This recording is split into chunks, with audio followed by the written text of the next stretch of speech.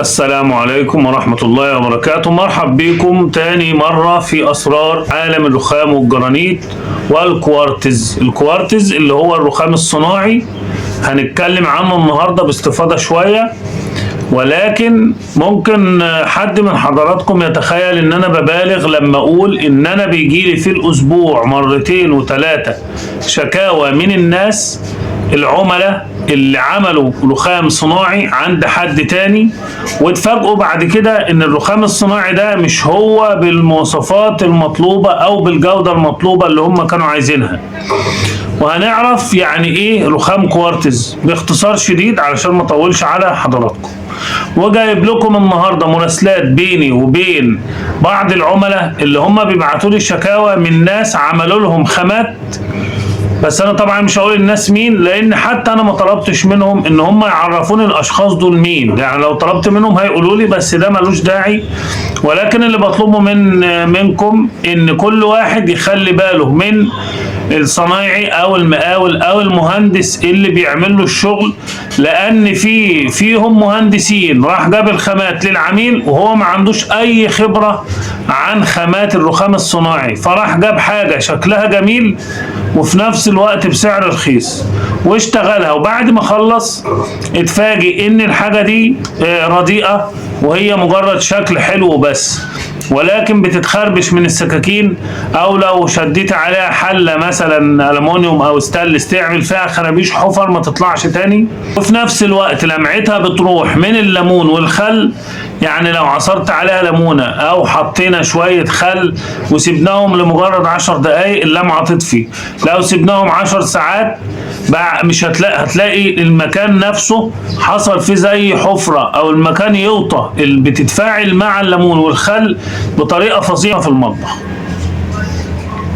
طيب انا دلوقتي هبدأ معاكم بمحادثة على الواتساب بيني وبين واحدة ست عملت شغل عند ناس او ناس عملوا لها شغل واكتشفت بعد كده الكلام اللي انتوا هتسمعوه، وانا مستأذن منها ان انا اعمل الفيديو ده واعرض كلامها قدام حضراتكم، وهي في نفس الفيديو بتديني الاذن في فويس صوتي ان انا اعمل فيديو، بس ما اظهرش الصورة بتاعت الواتساب بتاعها وما اظهرش الرقم بتاعها.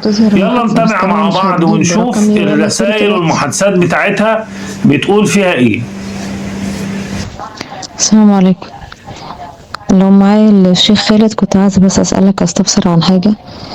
أنا للأسف ركبت رخامة كوارتز من حوالي كده شهر، وللأسف طلعت من النوع اللي هو اللي مش كويس في السوق. جربتها بالليمون والخل بقعت ولونها اتطفى، والسكينة طبعا جرحت فيها.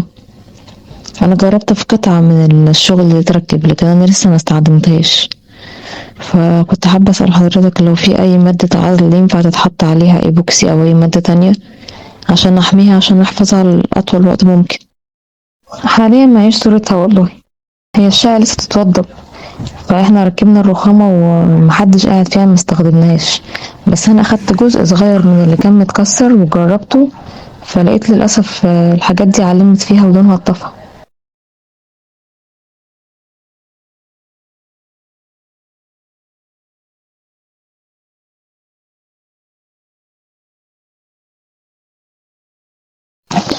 بعد اللي حصل لما جربتها ندمت اني ركبتها، فالله يخليك لو في اي حاجة ينفع اعزل بيها الرخامة قبل ما ابدأ اشتغل عليها يبقى ربنا يكرمك، عشان انا حاسة ان انا دفعت فلوس على الارض. هو مش حضرتك قلت في نوع كوارتز اسمه ارتفيشال؟ مش ده برضو النوع اللي هو الرديء اللي في السوق؟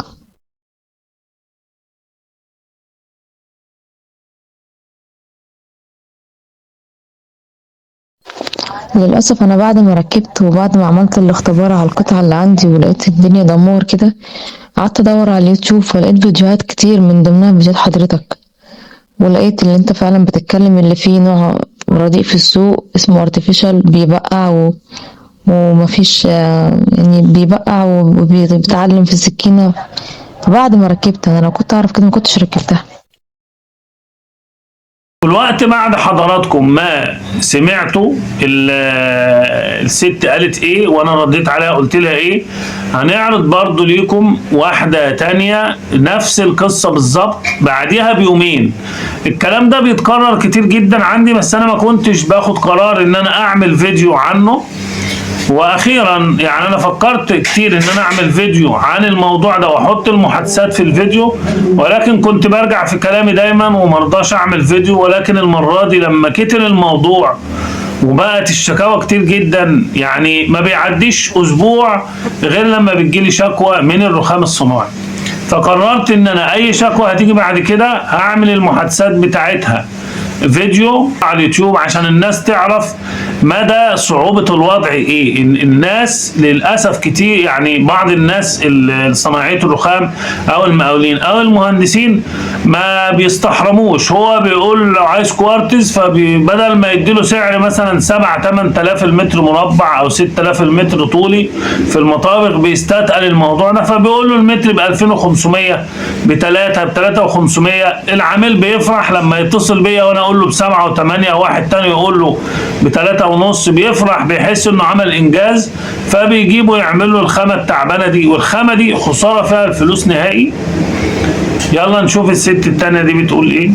نقرا كده الرسائل مع بعض. السلام عليكم ورحمة الله وبركاته. كنت عايز اعرف حضرتك بتيجي اكتوبر كان عندي رخام وبقع. انا طلبت منها هنا تبعت لي الصور، فهي بعتلي الصور دي للحوض عشان بيسرب والرخامة مبقعة. انا بس مش عايز اقرا بالظبط الكلام عشان ما اطولش. دي صورة البقع والخرابيش، وده برضو فيديو للبقع والخرابيش برضو.